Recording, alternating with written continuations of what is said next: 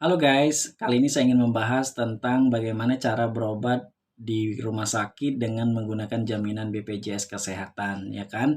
Sedikit saya ingin cerita bahwa saat ini pemerintah benar-benar menggodok programnya, yaitu agar seluruh masyarakatnya atau seluruh masyarakat Indonesia itu tidak khawatir lagi dengan yang namanya sakit seperti itu ya, karena sakit ini sesuatu yang tidak kita inginkan ya, tapi yang namanya penyakit itu bisa datang kapan aja dan itu juga memang kuasa Allah Subhanahu wa taala seperti itu. Nah, jadi mmm, apa maksudnya yang saya bilang tadi, pemerintah sudah ingin menjamin masyarakatnya yang termasuk dalam program JKN atau Jaminan Kesehatan Nasional. Nah, jadi saat ini pemerintah sudah hampir menyeluruh, khususnya masyarakat di kalangan menengah ke bawah, pemerintah sudah menjamin kesehatannya seperti itu, asal sesuai dengan peraturan-peraturan yang ada ataupun dengan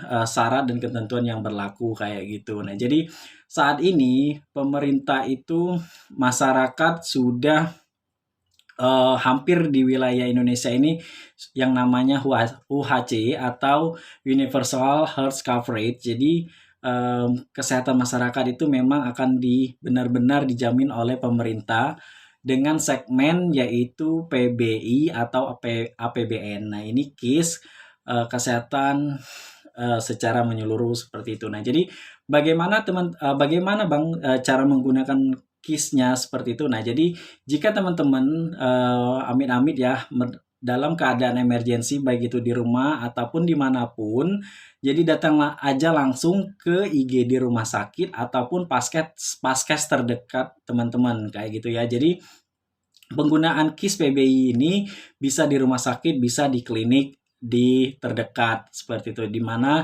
tempat teman-teman berada. Jadi kalau memang teman-teman merasa di rumahnya itu ada klinik kesehatan ataupun puskesmas kesehatan, datang aja dengan membawa KIS ini tadi. Nah, jadi kalau memang teman-teman belum punya KIS, silakan daftar ke lurah ataupun kadus-kadus teman-teman berada kayak gitu. Nah, nanti akan pemerintah desanya akan mengusulkan ke Dinsos ataupun ke pemerintahan langsung agar bisa terdaftar ikut peserta sebagai KIS PBI ataupun APBN. Nah, jadi jika dalam keadaan emergensi langsung aja ke puskes ini tadi, dan jika memang di tingkat paskes satunya itu tidak sanggup, maka akan dirujuk ke rumah sakit kayak gitu. Tapi namun jika memang benar-benar merasa eh, apa parah ataupun bagaimana, langsung aja ke IGD.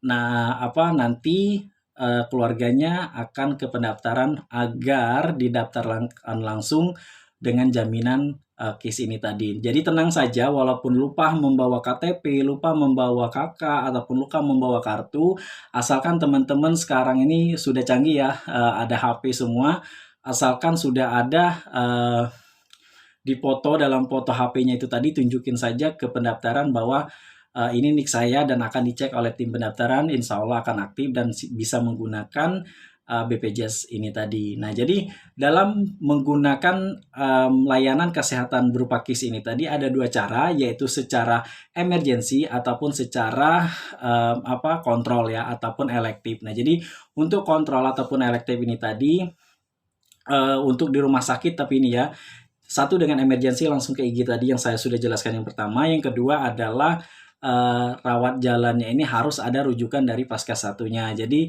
jika teman-teman mempunyai keluhan seandainya matanya nih sakit, nah jadi teman-teman harus berobat di paskes satunya dulu, baik itu di klinik maupun di puskesmas. Nah, jadi dari puskesmas ini nanti kalau memang tidak bisa ditangani di tempatnya, maka akan dirujuk dipikir case ini tadi ke rumah sakit kayak gitu. Nah, jadi teman-teman cukup membawa rujukan ini tadi dan ataupun KTP-nya saja dan KTP-nya saja, dan sekarang pun insya Allah alhamdulillahnya tidak lagi dengan ribet seperti dulu ya, harus bawa ini dan harus difotokopi ini. Jadi cukup langsung dan Anda akan diarahkan langsung nanti ke bagian poli kayak gitu ya. Karena kalau rawat jalan ini dirujuk dari Paskas ini tadi akan ke poli ya kan, akan diperiksa oleh dokter spesialis langsung. Tapi lewat IGD teman-teman tidak perlu rujukan seperti itu, langsung aja. Dan kalau memang bawa NIK-nya, NIK KTP-nya ada gitu, syukur, jadi akan mempermudah proses layanan administrasinya. Mungkin itu saja ya teman-teman. Jika teman-teman punya pertanyaan lagi, silakan tulis di kolom komentar. Thank you for watching.